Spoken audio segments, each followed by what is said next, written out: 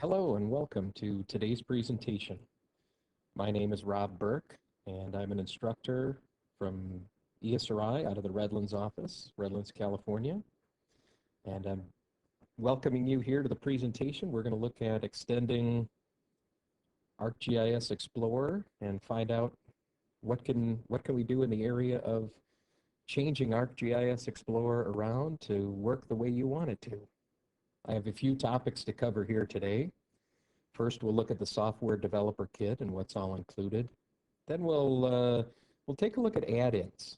This is how you make your changes. One of the ways you make your changes to ArcGIS Explorer by creating and deploying add-ins, like a new button, for example.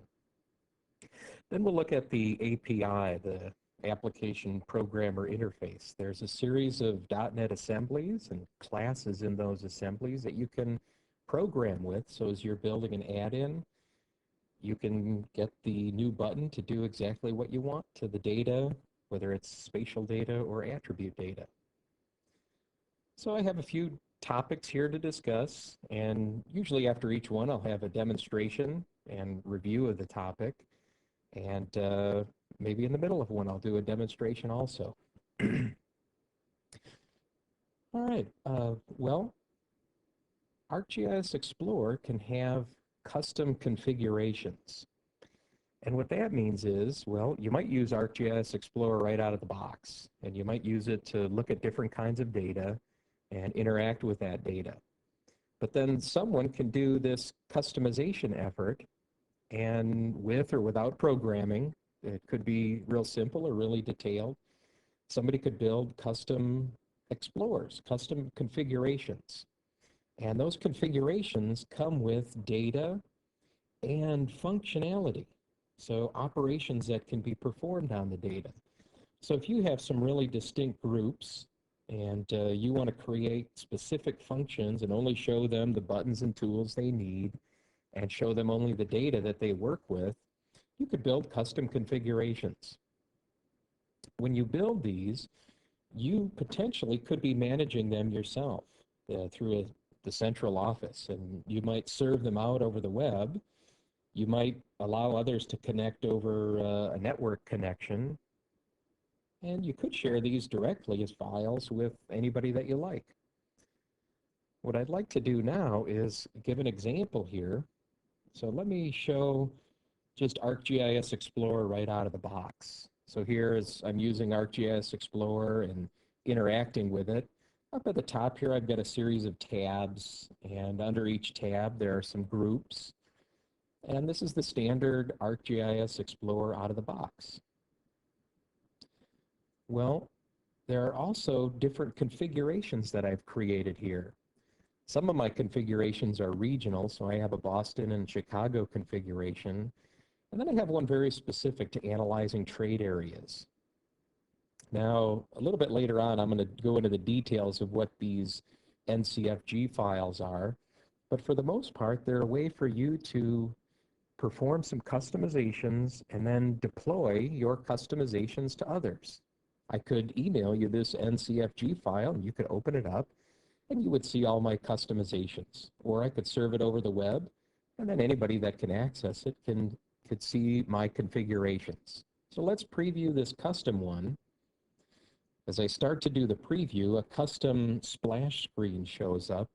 You might not see all of it, but it says Trade Area Analyst, and it has a picture of a trade area. So here you don't have to start with the standard ESRI ArcGIS Explorer splash screen. You can make your own. As my application opens up, you can see that I've got a custom icon that I can also show over here with my organization logo or company name or whatever I want to show over here as a custom icon. And then other things you can see that are very distinctly different. I don't have as many tabs. I don't have the regular standard tabs. I have my own new tab called Trade Area. And in there, I've got a new button called Drive Time. And I've got a new group called Create Trade Areas. So here I could make a trade area, and then I could print it or I could email it to somebody. I don't have a whole lot of tools in here, so I could keep adding more tools to do drive time and market area analysis. And then all my marketing folks could open this configuration and they'd be able to make trade areas and analyze customers in those trade areas using this configuration. So you have the option to make several configurations and distribute those configurations to others to get the functionality and data you need to get to those folks. All right, well, we'll dig in here with the software developer kit and find out what it is and where you get it and what comes with it. We start here at the Resource Center for ArcGIS Explorer. At this point, you can download ArcGIS Explorer in a variety of languages, and right below that, you can download the Explorer SDK. Besides the SDK, there's a few expansion packs that you can download so that you get certain fonts. It's a free download. Anybody can go there and get Explorer, the SDK, or the expansion packs. All right. As far as the installation goes, the first thing to read over are the requirements to make sure your system meets the requirements. And then there's a guide out there. Read through the installation guide so you know what's going to happen during the process. Then install ArcGIS Explorer. As you do that, you get the .NET assemblies. Next, in between here, you might want to have Visual Studio 2008 installed, because when you install the software developer kit, as you can see in the dialog here, the developer kit is made up of documentation, samples, and then some integration into Visual Studio. If you have Visual Studio loaded, you will see this choice here where some extra things will happen inside Visual Studio while this SDK is installing. And I'll show you what those are too here coming up. One of the parts of the SDK is the documentation. This is the developer help that you get with the SDK. There are also object model diagrams. There are several assemblies, and each one has its own diagram. Here we're looking at the mapping diagram, and I can see the map class and all of its properties and methods. These diagrams are live, so if you click on them, they take you right to the help for that class. You get several samples. There's a little sample code that you can start working with right away. Besides those samples, right inside of Visual Studio, one of the integration things that you get are the snippets. And these are like samples. They're little blocks of code that you can just right-click and put them into your code as you're programming. I'll show one of these in the demo coming up. But you also get templates. These are starting points to create add-ins. There are 4 templates for buttons and galleries and extensions and dockable windows, and I'll further explain these in just a moment here. All right, well, we haven't really done a whole lot here, but just to review, we've seen the software developer kit. It's freely downloadable. It's not that extensive. There's some help, there's some samples, some diagrams, there's integration into Visual Studio. The installation process is really easy. It's quick and easy, and it does help if you have Visual Studio. You don't need the full, like the professional version. You could be working with the free version, the Express edition, whether it's C# or Visual Basic. So the price here is pretty good. You could really get going by going to Microsoft and getting Visual Studio, the Express edition, and then downloading Explorer, the SDK, and you're ready to go. You're ready to start developing with everything I'm going to show in this presentation here. All right, well, let's build something. Let's move on here to building an add-in. There are 4 kinds of add-ins. You've seen them a couple of times here from the user side, and then those templates that I just showed. So a button, yeah, those are buttons. You click on them and you can do something with the button. Something might happen right away when you click on it, or you might have to go over to the map and click on the map to get something to happen. Dockable windows open up when you click on a button. So when you build one of these dockable windows, they come with their own button and some kind of a form. And you design what should go onto this form. You could have your own buttons and tools on here, some drop downs or combo boxes. As you're working in Visual Studio, whatever you can put on a form, you can put on one of these dockable windows. These are some of the standard dockable windows that come with Explorer. A gallery is a list of items of some sort. Well, here we're looking at a gallery of marker symbols. So if I have a point layer on my map and they're pizza joints, maybe I can put a pizza down for each one of the store locations. These galleries can have lists of things or groups of items that your user might select from. Here we're looking at these graphics, but there's another gallery that has maps in it, and the user can switch from one map to another. As you build your own galleries, you might decide to put anything you want on there for the user to select from. The last add-in is really different from the others. So on all three of the others, you saw that there's a user interface part. There's the button and the gallery. You see something with those others. With extensions, you don't see anything. These extensions run in the background. All right, so to think for a moment, the user never sees this. They don't really know that the extension is doing anything. You're going to write some code in the extension, and you might be looking at some process that's going on somewhere else. You might be reading coordinates or a RSS feed from somewhere. And based on that information, you might do something to a graphic on the map. So if I had some vehicles out in the field that had GPS units, which were writing to a text file or a SQL Server database or to some location, I could read from that location and then use the new information to change my graphics on the map. The user really isn't doing anything. This is all happening automatically behind the scenes, and they just see that graphics are either moving around or changing size or changing symbol and color on the map based on some new attribute values.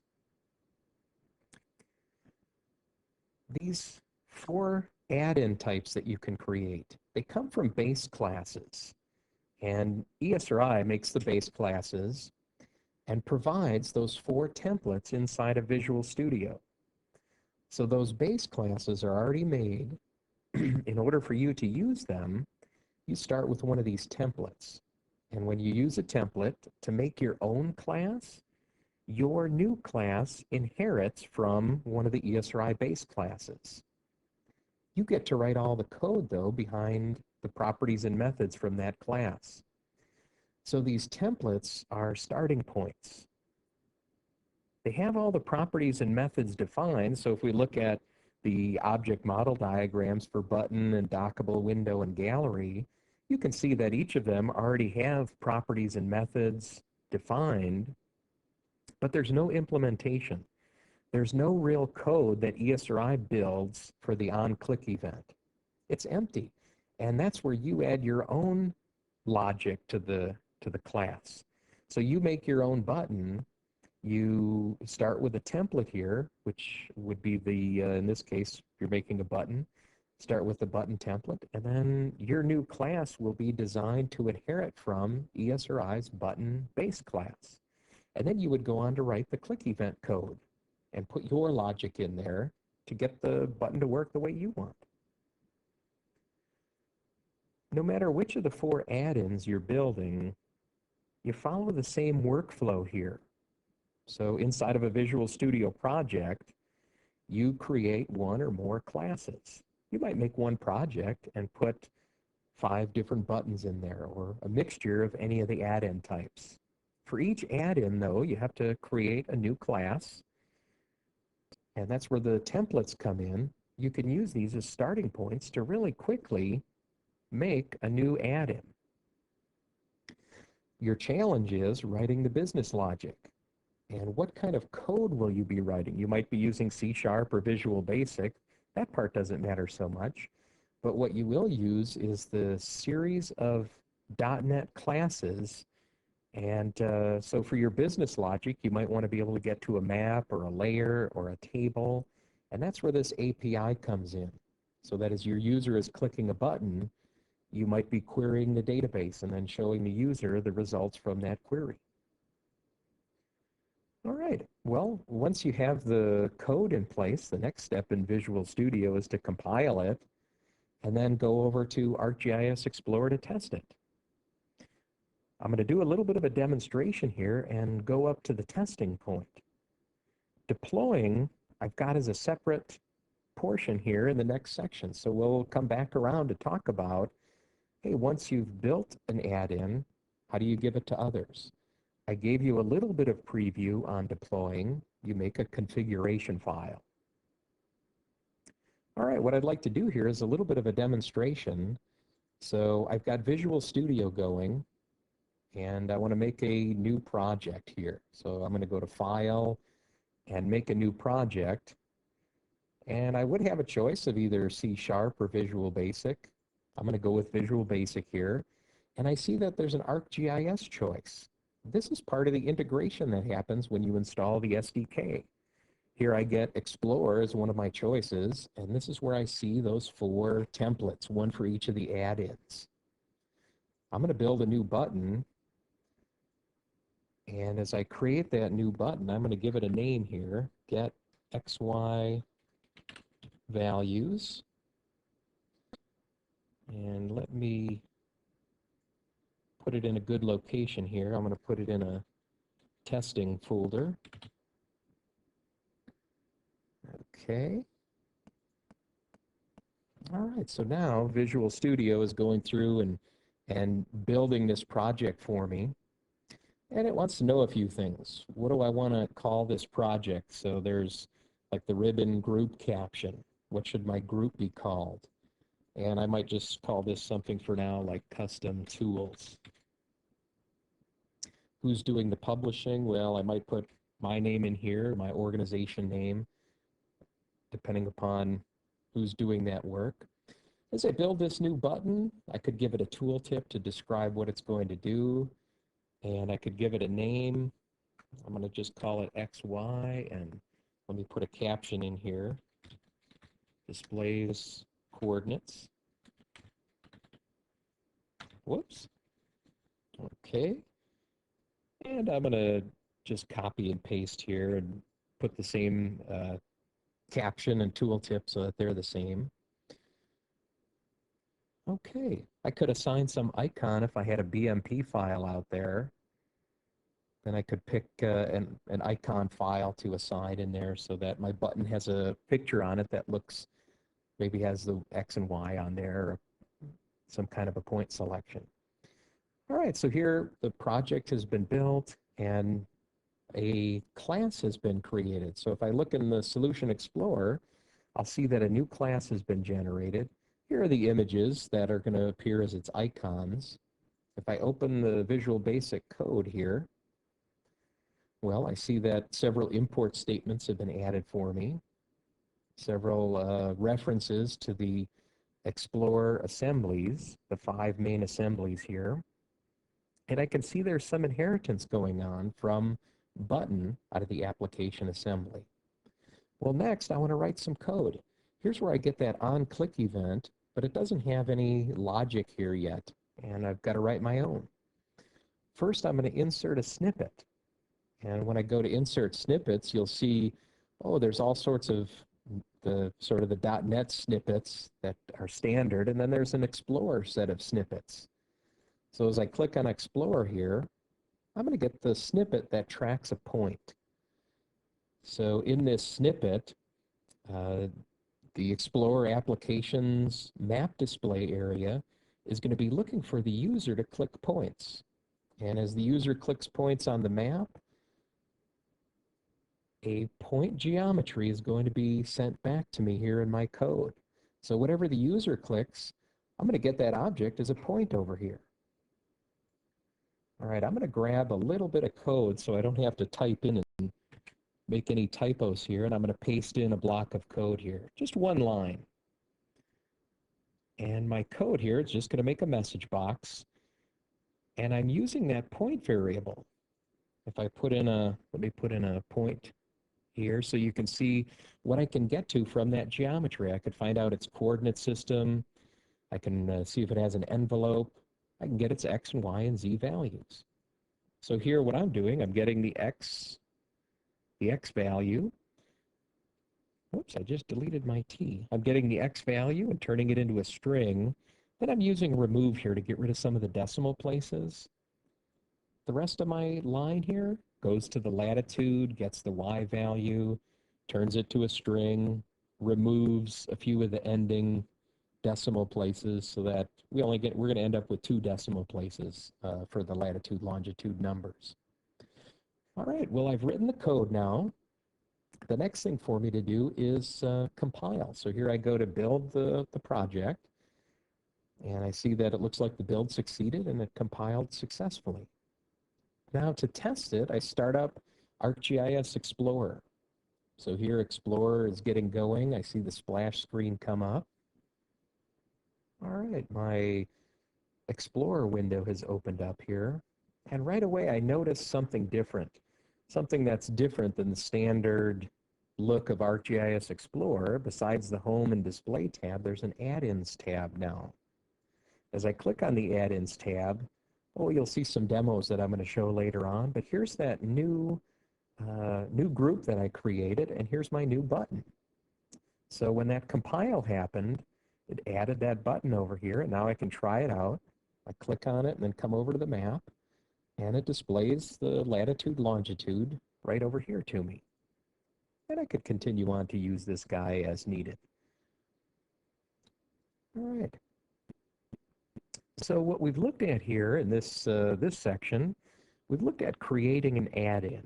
And it's pretty simple. You go to Visual Studio, you use one of the templates, and to build any of the 4 add-ins, you follow the same workflow. And the main work for you is writing that business logic. My logic there was pretty simple, where I got the user point and then found out what its latitude, longitude coordinates were and then displayed them. But maybe I use that value to do a selection, or maybe I draw a point graphic, or maybe I make a buffer. Now that I have the latitude, longitude numbers, the geometry of that point, I can start doing things with it. Earlier, I promised I'd talk about deployment. When I began the session, one of the first things I showed was that configuration area where you can have special configuration files. Well, the add-ins will end up going to those configuration files. But first, when you do the compile, the add-ins are put into a folder called Addins. And what happens is, when I compiled that new button, an EAZ file was created. That EAZ file represents my add-in. And this file is created in a well-known location. So under Documents and Settings, under me, my username here, or in your case, your name, and then under Application Data, ESRI, ArcGIS Explorer, and Addins. So Visual Studio knows about this location, and when you compile, it builds these EAZ files in that location. Well then, as you're testing, when you start up Explorer, it looks in this folder. So you're starting Explorer, it looks under your username, looks in your add-ins folder, and if there are any there, it makes an add-ins tab, and it puts your controls on that add-ins tab based on whatever group settings you've made. This add-ins tab is for testing purposes only, so you wouldn't really give your users this add-ins tab. But if one developer is sharing with another, I could take this EAZ file and email it to you, and you could put my file into your add-ins folder and start up Explorer, and then you'll see my add-in. You'll be able to test it out and use it. Now, once you finish testing, that's when you decide to deploy to regular users. So here, we're in the testing phase when it shows up on the add-ins. Your users should never see this add-ins tab. They shouldn't have their own custom add-ins, unless they really know what they're doing, or they've been given one and have used it from one of the sample pages. All right, those EAZ files, they're really a compressed file that contains lots of other files and folders. Inside the EAZ file, there are one or more assemblies. They're represented by these .NET DLL files. There's a folder for any images. So if you've given icons or these PNG files and assigned them to your buttons, well, those images get compressed also in the EAZ file. There's an XML file that's generated that gives an XML description of all of your add-ins, what images they need, their names, their caption, the assembly that they're referencing. So this self-contained package, you can send it around. You could email it or share it with other developers, and they could try out your tools. There is a samples area you can go to download add-ins right now. So on the ESRI page here, the virtual globe one, there's an add-ins selection here, and there's all sorts of add-ins that you can download right away. They go right into your add-ins folder, and you can try them out. Some of these are pretty neat. Well, once you've gone through the testing phases and you're getting ready to build one of those configurations for your users, that's when you really want to take your add-ins from the add-ins tab and move them and put them into a configuration. So you're really building this for a user where you've built some tools for them to use, and you're packaging it up with some data into a configuration file that user or group of users can then work with. As you build these configurations, you're going to be able to add or remove, you'll be able to remove any of the ESRI controls that are there that your users maybe would never use. You can add in your own or add in some of those custom ones or sample ones that you can download. You can rearrange them, so move them around as needed. An application configuration gets stored as a file, an NCFG file. Anybody that opens this NCFG file will see your custom configuration. This NCFG file stores everything. So as you build that custom configuration, it's actually got your add-ins in there too. And now you could pass this around. I could email you my configurations, and you could start them up on your machine, and you'll get all the tools that were in my configurations. You'll get all the add-ins right there. Besides emailing this to you, I could serve it up, or I could put it on our local network, and anybody that has access can get to that configuration. To work with configurations, there's a separate application. So like you go to the Start and All Programs and follow through to start up ArcGIS Explorer. Well, there's another application here, the Application Configuration Manager. And it's inside this manager where you can create these configurations. You can name them whatever you want. You can store them wherever you'd like. You can preview them over time. You can update them and change them. If somebody gives you one, you could add one in and then go on to configure that new configuration file that someone has given to you. The configuration manager allows you to select a configuration and then go to modify. Modify brings up this dialog box here where you can change the properties of ArcGIS Explorer. So for example here, we're looking at the tabs that come with Explorer, like the Presentation and Home tab. You can go to these tabs and either remove them or like turn them off so your users wouldn't see those tabs. You could also add in your own tabs. You can add in your own groups. You can then add in add-ins to those groups, or organize or reorganize add-ins or controls that are already there. You can move them around and reorganize them. All right, I'd like to show you now how to make your own configuration. So here I am in the configuration manager, and you can see I have a couple here already for Boston and Chicago, and then I've got the trade area analysis one that I showed earlier. Well, what I'd like to do here is make another configuration and walk through that process. So here I'm going to click the Add button, and if you sent me a configuration or if I had some already available, I could copy those or bring those in and start working with them and modifying them further. But here I'm going to make a new one. So I'm going to make a new application configuration. I'm going to call it Miami Beach. And I'm going to store it in a folder here. I have a configs folder that I'd like to use. So I'll go ahead and pick that folder location and go ahead and create that new configuration. All right, so I now have my Miami Beach configuration. I'm going to go in to change it. So I'll select that configuration and come down here to modify. As the modify first comes up here, I can change the name. First thing I'm going to do is change the map. So instead of the default map setting that I have, I'm going to choose a particular map. I have one here pre-made.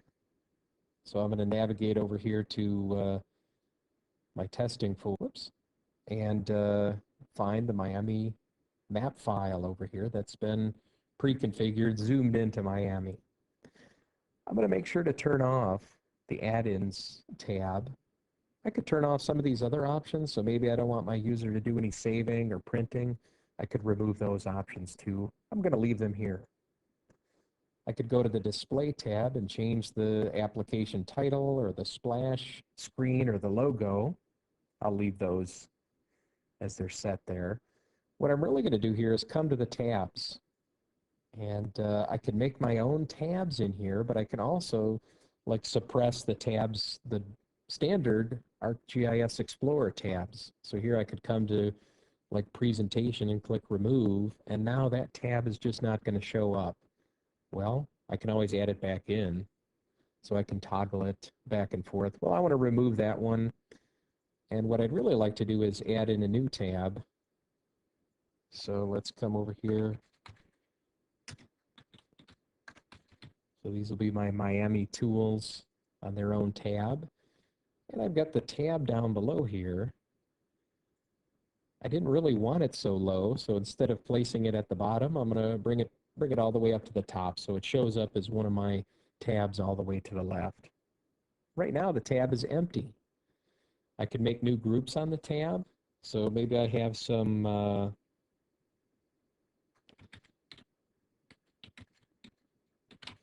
visualization tools that I'd like to organize. I could add a group for those. And then on that group, I could add some controls. I could add some of the ArcGIS Explorer controls. So I look through here and find some kind of control to add in, like the email one. I'll go ahead and add emailing capability in there. And before I can add any custom ones, I've got to come over here to Addins. And I don't have any add-ins available to this configuration, so I'm going to go out and find some. I copied a couple over here, some from the samples and some that I've made. So here I'm coming to my own add-ins group, and I'll just select all these to add them all in at once. Now they're not visible yet in the configuration, but they're added and they're ready to use. So now I can come back to my visualization tab, and when I try to add a custom control and choose a file, I now have all these 6 that I just added in there. I'm going to add the Panoramio add-in. It's one of the sample add-ins. So I'll add that one in here. And let me add one more in. I'm going to add in, which one did I work on here? I'm going to put a buffer one in here. Okay, and that'll be good. I will, I'll go ahead here, and this will be my configuration. So let me click OK, save any changes. And now I'm going to do a preview on the Miami Beach configuration here. Remember, it's going to use my Miami map. So when ArcGIS Explorer opens up, it'll be zoomed over to Miami. There's no add-ins tab. I don't have a presentation tab because I suppressed it. I still have home and display, and here's my Miami Tools tab. And I see that I have the standard email tab from Explorer. Panoramio is one of the downloads that I made from the samples. When I use this Panoramio tool, it's going to bring up some photos that people have registered out there with Panoramio. So here it's brought up some photos of the Miami area. And maybe we open up one of these photos and have a look at it. And then I could try my buffer tool. Earlier, I made a buffer tool that does a, you can put in a buffer distance. And here I've got a 3-mile buffer. I'm going to go ahead and make that buffer. It'll draw a graphic for me out to a 3-mile buffer around that area. So here I've made a custom configuration. I've added in my own tab, my own group, some of my tools, one that I downloaded as a sample, and one that's part of ArcGIS Explorer. All right, let's come on back to the presentation part here. As far as deployment goes, well, deployment means making a configuration and then setting up that configuration and then having a way to deploy it, either exposing it, sharing it over your local network, or putting it up on a web server to share it. Anybody that starts that configuration, they're going to see all of your controls because the configurations package up all the add-ins that they contain and all the property settings that you make. When testing an add-in, developers would usually just use the add-ins folder, and once you get comfortable that, hey, this add-in works, and well, then you don't keep it on your add-ins. You don't have your users work with the add-ins folder. You make a configuration and distribute it that way. Well, the last part for us to look at here is the programming side of things. I wrote a couple of lines of code to get a point from the user and then make a message box and look at the X and Y coordinates. Well, I used a point object there. What other objects are available? There's about 100 of these classes. They are pure .NET. It's a pure .NET API, so all of these classes are .NET, and they're just about what you'd expect to find. So as the user, if you think about it from the user end, what kind of objects do the users work with? Well, they work with maps, they might draw graphics, they might have geometries, they interact with the application.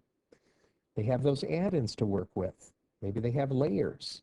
There are dockable windows.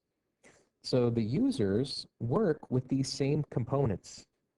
And you have a whole series of classes where you can write code for them. There are 5 assemblies to choose from. The mapping assembly is the biggest one. We do most of our work with the mapping components.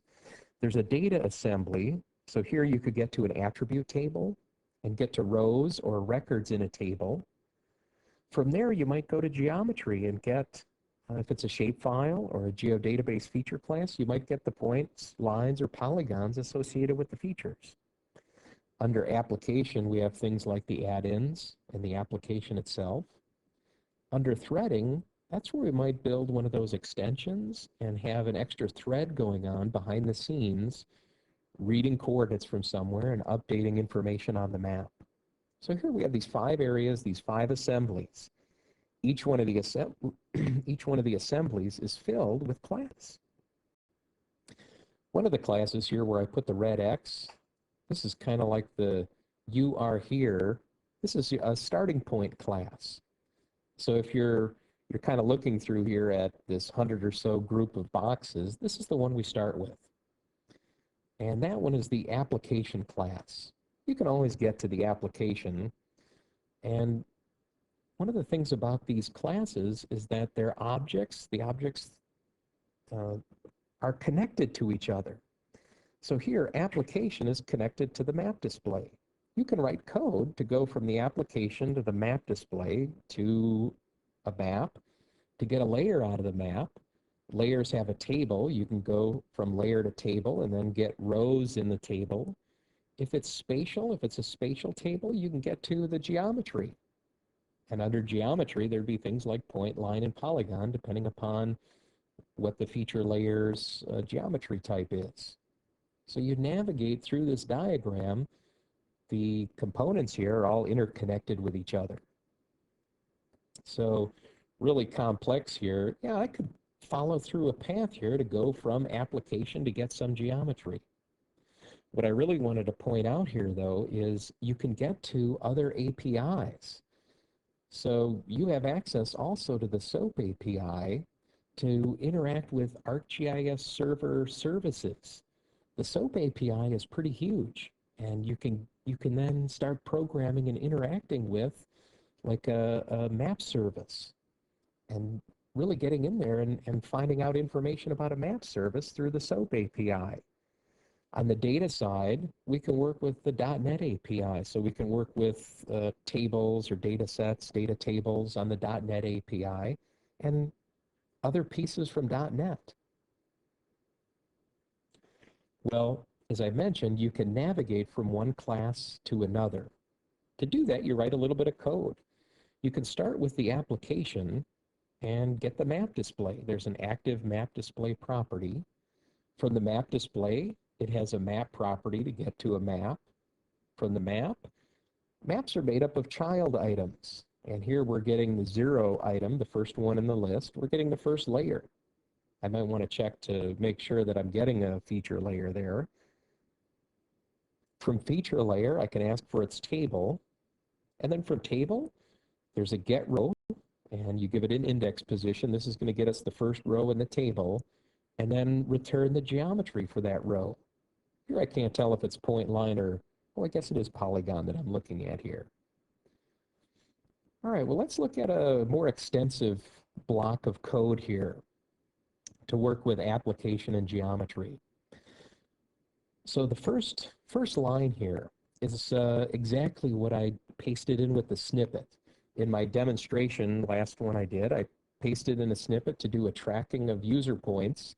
The user is clicking on the map, and I'm getting the points where they're clicking. Well, here, I'm going another step here and making a new graphic. I'm using that point geometry to make a graphic. From there, I'm taking the graphic and setting its symbol property. And I'm using a marker symbol that's going to be a red sphere. It kind of looks like these red balls up here that I've drawn. From there, well, I've got the user clicking on the map and drawing points for me. In order for them to see, I'll go back to the application, to its active map display, and then add the graphic. At that point, the user sees it. I don't have to do a refresh or anything. In the add method over here, that's all handled for me behind the scenes. All of a sudden, the user will start to see those points draw. Well, what if I want to get to some data that's on disk somewhere or in a geodatabase somewhere? So here, I want to get to a feature class and add it to the map. Well, I've got a few lines of code here. Declare a variable for a feature layer. And then on feature layer, use open file geodatabase table. Give it the location of my file geodatabase and the feature class that I'd like to get out of that one. So here I'm going after the pizza feature class. Once I get the feature layer, I can set its renderer's symbol. And here I'm doing another marker symbol. I'm going to the points of interest. If you remember back to the gallery that I showed and the pizza graphic, well, that's what I'm getting here, one of those graphics out of the points of interest gallery. All right, so now I've got a hold of a feature class, set up a symbol for it. Well, then I come back through here following my pattern from application to the map display to the map to the child items, and then I'm adding one into the list of child items. I'm adding in a new feature layer, and it draws. I don't have to refresh here. I see the pizzas, all the pizza stores draw there for me on the map.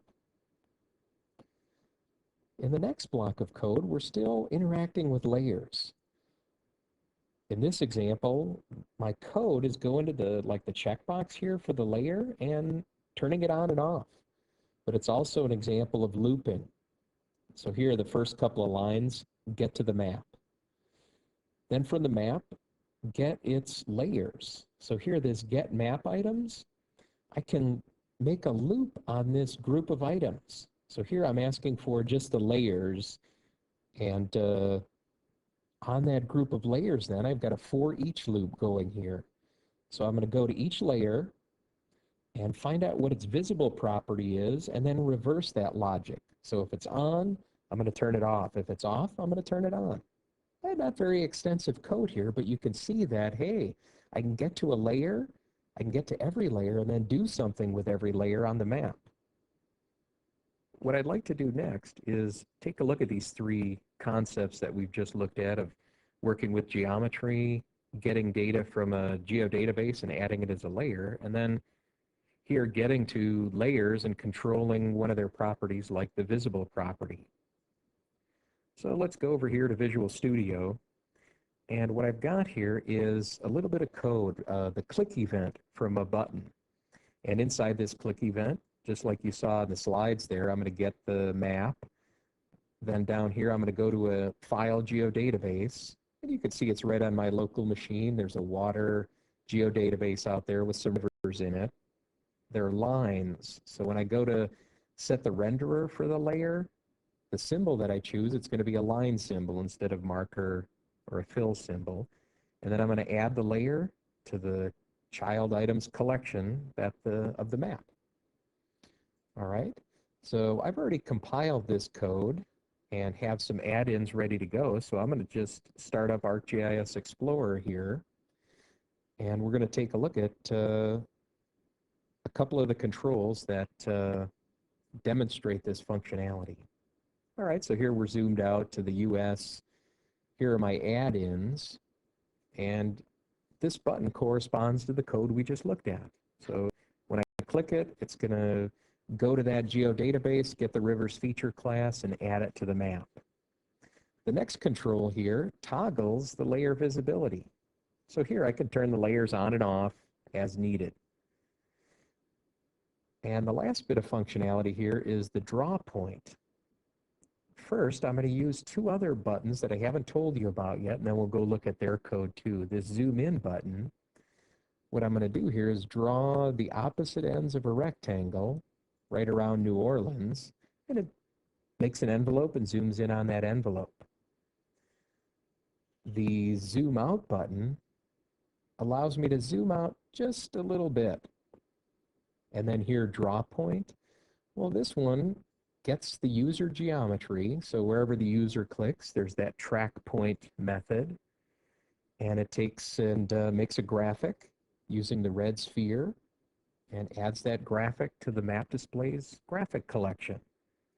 All right, so let's return to the code and look at zoom in and zoom out and find out what that code looks like. It's not all that extensive. So if I go to one of my buttons here, so this is the zoom in button. And I really did something creative here. I've got an envelope defined from the geometry assembly. And then what I'm doing is getting a line from the user. So here I'm using one of those tracking and track vectors. So I can find out where the user's clicking and then construct a polyline or a line. On that line, I get its extent envelope. So here I fill up this variable or assign this variable for the envelope and then zoom in to that envelope. All right. And then the other bit of code to zoom out, let me come on over to this button's click event here. On the zoom out, I've got a little math going on here where I'm still using an envelope and I'm getting the map's current extent. And then I'm doing a little bit here to get the width and height of the current extent and then get 1/4 of that. And then I take 1/4 of the width and height, subtract from the minimum X and Y, and add to the maximum to make a new envelope. And then I zoom to that new envelope. It has the effect of zooming out just a little bit. If I wanted to zoom out more, maybe instead of 1/4, I could go to 2 here and get about half the width and height, and then it would really zoom out a lot more. All right, let's come back to the slides portion here. I've got one more topic to discuss, and that's working with data and making queries on the data. So here, this class here, Table Binding Adapter, it lets me take like the rivers layer and all of its records, or the results of a query and the rows that result from a query. And I can make this binding adapter object and then fill it. Well, with this binding adapter, I can take it and bind it up with any .NET bindable data source. So here in the display, I have a data grid view, and I'm setting its data source equal to this binding adapter, which is a couple of rows from the rivers layer. All right, well, let's take a look at implementing that. I did want to make one more comment on the slides here. I'm using a dockable window. So let's go ahead and make this dockable window. I'll put the data grid view in there, and we'll write some code for this button so that the user can make a selection on the map, and we'll show them the records that they selected. All right, so we'll go back over here to Visual Studio, and I'll go to my solution here, and go to my project, and add in a new class. So here, as I go to add in new, I'm going to go to the ArcGIS group and explore, and I see my templates here. I'm going to get a dockable window. And I'm going to just call this display the query results. Okay, and I see the caption show up here, and I could have maybe a tooltip that goes along with it. I could have special icons that show up. This querying that I'm going to do isn't going to work all the time. So I'm going to have to change the availability here. When should the dockable window be available? I only want it available if the user has a feature layer selected. If they have any of these other things going on, I don't want it to be available because my functionality is only going to work on feature layers to get their table and show selected records out of their table. So let me finish here. All right, my new class has been created. I can see that it inherits from Explorer's dockable window base class, and it's got some initialization going on here. Well, my next step is to design the form. When the window opens up, what should be appearing inside that window? So I'm going to go to view the designer portion here, and I see a blank window or a blank form, and I'm going to go to the toolbox. And in the toolbox, I'm going to grab a button, put it over here. Doesn't really matter where it's located. And then I'm going to add a data grid view over here also. So let me get data grid view and draw it in over here. I don't need to set too many of the properties for the data grid view, but one of the properties I would like to set is the anchoring, so that if I need to resize the window, that the grid view will resize with me. Okay. And I don't really have any code associated with this button, so let me work on this button. And I want to get to its text property and change it from button 1, and I'll just write query in here, if I can spell correctly. All right, so we'll make it a query button, and that's what the user will see when they interact with it. Well, right now the button doesn't have any code, so I'm going to double click on it to get to its click event, which is currently blank. I'm going to zip up over here to copy in some code so I don't have any typing mistakes. And let me paste in a block of code here, and now we'll take a look at it. Well, with the first couple of lines, I'm getting the current map display. With the next 2 lines of code, I'm getting a feature layer. So this is where the user has to make a selection for me. I'm going to go to the application's selected items. I'm going to get the first selected item, and it better be a feature layer, because on my code here, the next thing to do is to track a polygon. So here, the user is going to click that button, the query button. They're going to go to the map and make a polygon. And then I'm going to use that polygon in a query on the feature layers attribute table. So here, we're going to take that polygon and find out any rivers that the polygon intersects. Whatever comes back there, it's going to be a row collection. It might be one river, it might be several rivers. We're going to take that set of river rows records, and create a new table binding adapter out of them. We'll fill up the adapter, and then we'll bind it over here to the data grid view's data source as its data source. So the grid view should fill up with any selected records that are inside the polygon, any rivers that are inside or touching, intersecting that polygon. So let me go ahead and do a build here to build this new class, because it is a new class. It's not a button, though, that I created earlier. It's going to be one of these dockable windows. All right, let's go off and start up ArcGIS Explorer. All right, Explorer is getting going here. As it opens up, I'm going to have the Addins tab. And then when I go to the Addins tab, I'll see the new button associated with the with my dockable window. Dockable windows come with their own button to open them up. All right, see how it's grayed out. I don't have any layers over here, so I'm going to add the rivers layer. And it's still grayed out because I haven't selected, so I'm going to select the rivers layer. And that selecting action lights this button up. So here we can click on it. And right now it's empty. I don't have any selected records yet. Let me see if I can minimize this a little bit. And then when I do the query, right now I have to come over here and draw a polygon. So here it's tracking a polygon as I draw it. As I click OK or double click to finish, then I see the records selected. These are the rivers that I found inside that polygon. They intersect that polygon.